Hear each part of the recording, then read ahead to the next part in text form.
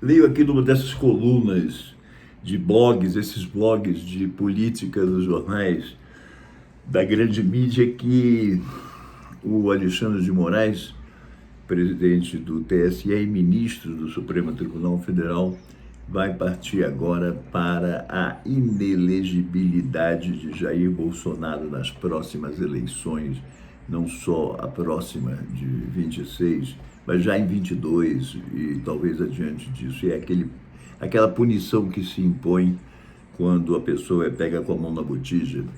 E é o caso do Jair Bolsonaro. São 30 ou mais de 30 ações em andamento no âmbito da justiça eleitoral apenas, que incriminam o Bolsonaro em vários delitos e em vários crimes diversos. E, além disso, há outras acusações que pesam sobre ele e que saem até do cômputo da campanha eleitoral, da vida política. É uma situação complicada, a situação do Bolsonaro, porque ele tem tentáculos em várias áreas da sociedade brasileira, todas elas não recomendadas às pessoas sérias e de família honesta.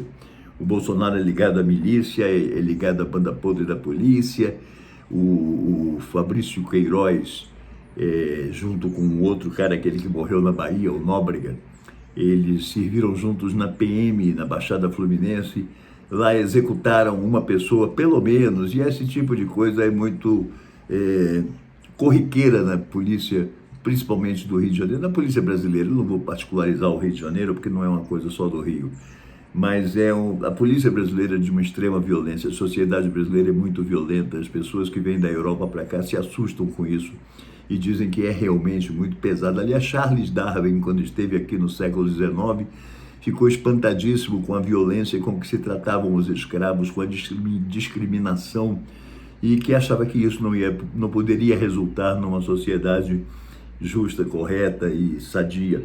E parecia que estava certo mesmo. E nós estamos aqui hoje vivendo isso, um ex-presidente da República, que se elegeu pregando assassinato, pregando distribuição de armas, pregando fuzilamento de opositores. Lembra de falar de matar 30 mil petistas no Acre? Ele falou isso. Lembram que ele disse que no Brasil o exército errou quando não matou os presos políticos a partir de 1964, mas acabou deixando escapar, soltou muitos deles, veio a anistia e disse que tinha que ter matado 30 mil. Se matasse os 30 mil, mais 30 mil aqui, mais tantos ali, isso daria seria uma medida profilática na sociedade brasileira. E na esteira desse tipo de raciocínio e de lógica, nós tivemos o Witzel, governador aqui no estado do Rio de Janeiro, que diz que tinha que passar de helicóptero e metralhar a Rocinha, que é a maior favela da cidade, metralhar a Rocinha lá para matar quantas pessoas pudesse matar.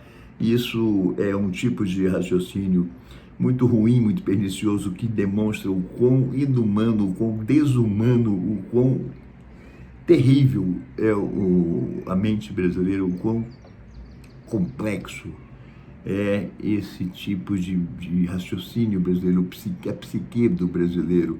Nós achamos muito natural que a polícia mate, nós achamos muito natural que se espanquem presos, muito natural que presos sejam guardados em ambientes sem janela, fechados, úmidos. Achamos natural encarcerar pessoas doentes mentais, como em hospícios, como agora, felizmente, a Anísia Trindade está anunciando no Ministério da Saúde que vai acabar com isso e resgatar aquela política antimanicomial no tratamento da saúde mental brasileira. Mas a questão é o Bolsonaro lá fora, nos Estados Unidos, e quando voltar, será um cidadão comum e poderá ser preso, e o que pode acontecer realmente. Pela primeira vez, eu acho que o Bolsonaro está tendo noção de que ele não é impune como ele sempre achou que fosse.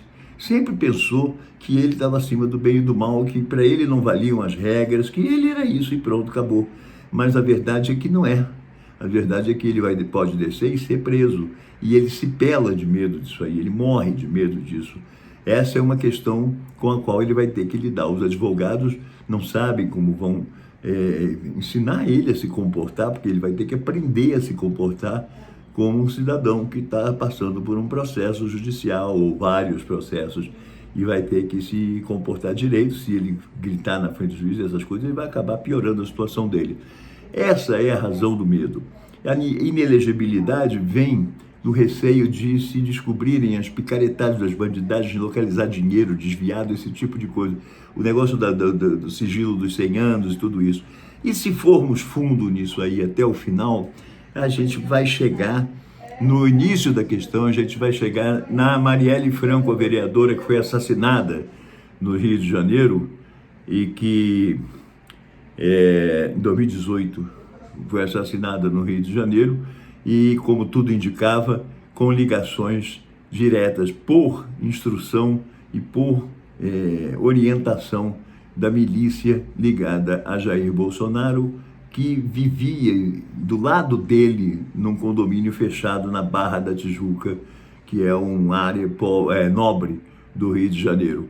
Dias antes de Marielle ser assassinada, ela teve um bate-boca com Carlos Bolsonaro no corredor da Câmara de Vereadores, que parece ter selado o seu destino. Isso é o que a polícia vai ter que descobrir, e Flávio Dino disse que vai atrás dessa história. Um abraço.